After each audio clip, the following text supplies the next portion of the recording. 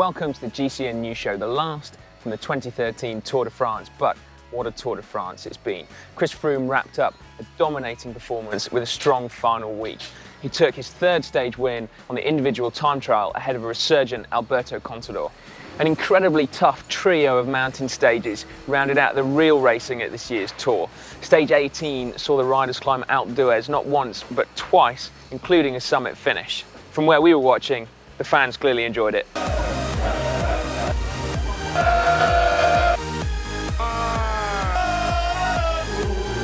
Chris Froome showed possibly his first sign of weakness here.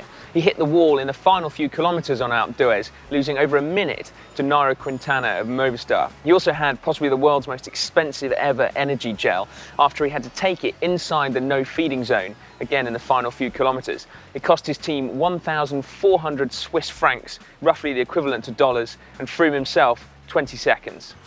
On paper, it looked like the following day's stage could have ripped the Tour de France apart.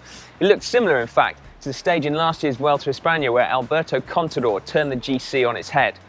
As it turned out, though, the GC riders looked like they were clearly fatigued and struggled through, leaving the breakaway of the day to contest the finale. It was Rui Costa of Movistar who took another fantastic stage win. The final mountain stage did see a shake-up to the GC, however. Chris Froome was still unassailable at the top, but Nairo Quintana of Movistar took a well-deserved and long-awaited stage win, also elevating himself up to second overall on GC and clinching the polka dot mountains jersey in the process.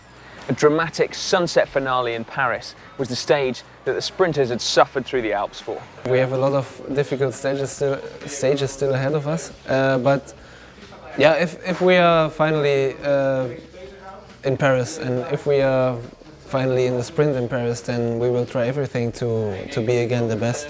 Kittel got through the Alps well enough to take arguably one of the finest sprint stage victories the Champs-Élysées has seen in many years. Marcel Kittel has truly arrived. So we asked you to help us out with Rider of the Week, and a lot of you suggested that Richie Porte, Chris Froome's long-suffering teammate, was the deserved winner of that accolade. However, there were also a number of you who said Nairo Quintana, and we're inclined to agree, actually. In only his first Tour de France at the age of 23, he's taken a stage win, second overall, the white jersey competition of the best young rider, and the King of the Mountains classification.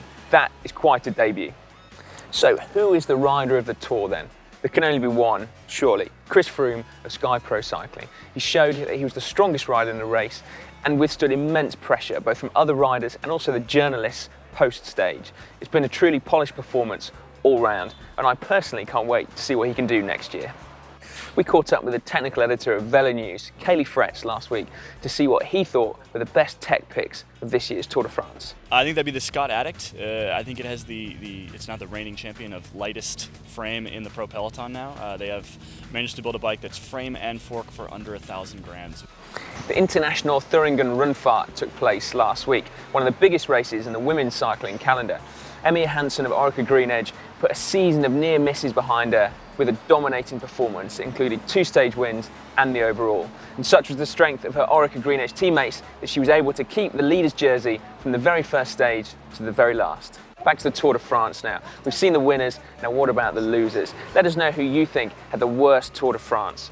Our vote goes to poor old Team BMC. The biggest budget, but the lowliest performance. TJ Van Garderen came close to a redeeming victory on the Alpe d'Huez stage, but he was overhauled within the final few kilometres by Christophe Riblon of AG Desert Le Mondial.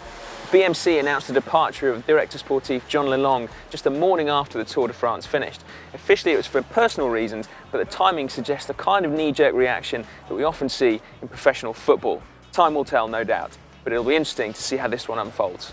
We'll leave you with Tweet of the Week from Marcel Kittel. Today I lost my high mountain virginity.